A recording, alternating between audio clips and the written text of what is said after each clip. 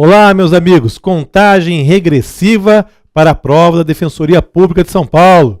E como não podia deixar de ser, nós estamos juntos aí com vocês nessa reta final, nessa caminhada final. E eu quero lhe fazer um convite especial, um convite para um aulão de véspera. Isso vai acontecer em São Paulo, no dia 21 de setembro, lá no Hotel Maxud Plaza, ok? Vamos lá, estaremos vários professores, professor Rogério, professor Pedro Tax, eu e muitos outros, todos lá com vocês, dando algumas dicas finais para essa prova. Acontecerá no dia seguinte, né, no dia 22 de setembro. E nesse momento nós vamos deixar aqui algumas dicas, agora algumas dicas de direito da criança e do adolescente. Dicas finais, aquilo que você tem que saber necessariamente, perfeito? Vamos lembrar o seguinte, vamos lembrar que nós temos as hipóteses de aplicação da internação indicadas no artigo 122 do Estatuto da Criança e do Adolescente. Então, para poder aplicar a internação, nós temos o seguinte, temos que ter a necessidade pedagógica, ou seja, outra medida socioeducativa não pode ser suficiente à ressocialização e, além disso, temos aqui a necessidade e incidência de uma das hipóteses do artigo 122. Lembrando que a internação não pode ser aplicada pela prática tão só do ato infracional análogo ao de tráfico de entorpecentes. Tráfico de entorpecentes só não enseja a aplicação da internação. Teremos a possibilidade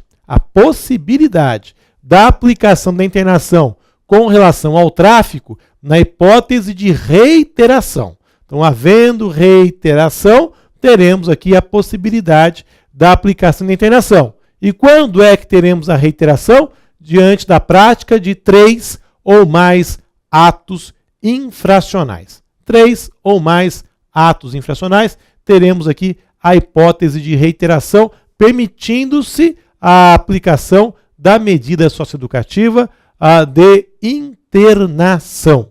Perfeito? Outro detalhe, gente. Vamos lembrar que o Estatuto da Criança e do Adolescente, ele se aplica às pessoas, né, ele se aplica às pessoas até 18 anos e, excepcionalmente, às pessoas que têm entre 18 e 21 anos de idade. Muito bem.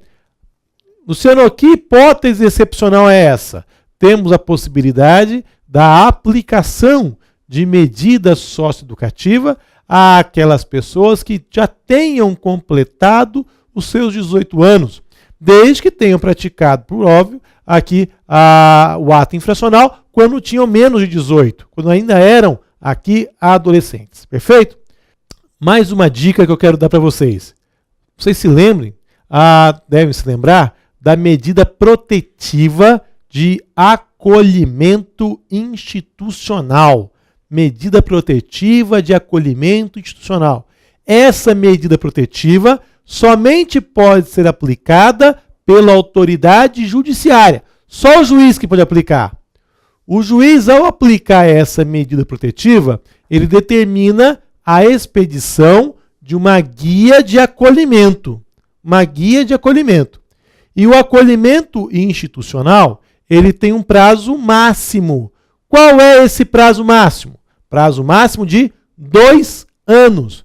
Prazo máximo de 2 anos, devendo ser reavaliada pelo menos a cada 6 meses.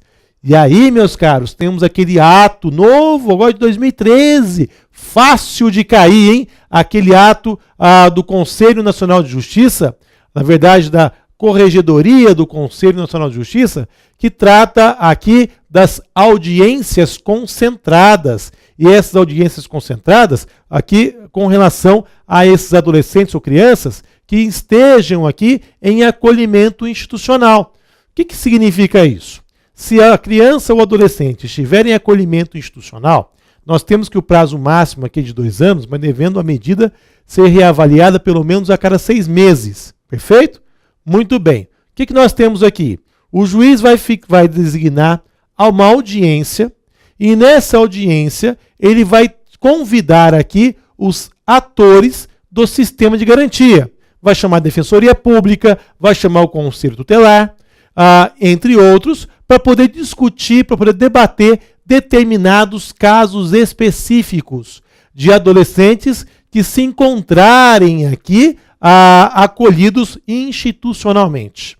Meus caros, vale a pena dar uma lida no último item do edital, pegar lá o provimento da Corregedoria do Conselho Nacional de Justiça, que trata dessa questão, tá bem? Que trata dessas audiências concentradas.